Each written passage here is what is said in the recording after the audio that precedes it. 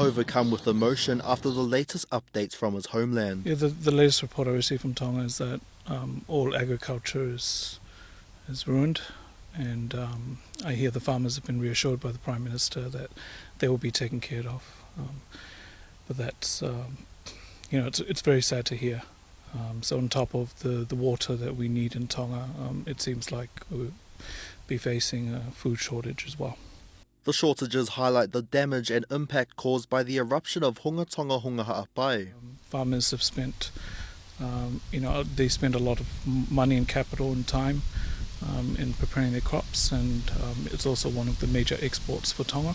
But there's hope that help might soon get through. The Air Force flights from Australia and New Zealand, scheduled for Thursday and Friday, looks like it might be able to happen.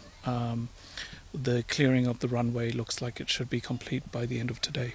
That will clear the way for relief like the containers at Mount Smart Stadium in Auckland, an operation led by the Aotearoa Tonga Relief Committee with the support of a legendary All Black. We have capability to organise containers and shipping and other logistics, and so that's what we're doing at the front end just to help set it up, and then it continues to be driven by our Tongan leaders, and we're just here to love on them and love on our people. At Mount Smart, a wave of red usually signals a Tongan Rugby League game, but now it's the first wave of support for families affected in Tonga. What a tragedy. Thank you, brother.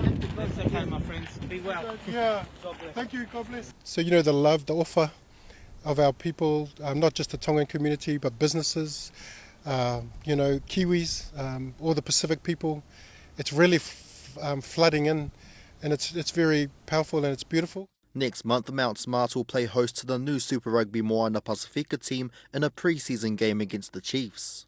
The boys are really keen to play that because it's going to be dedicated to our people and to raise money.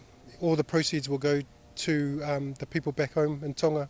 So, I think for them knowing they can do that, it's healing.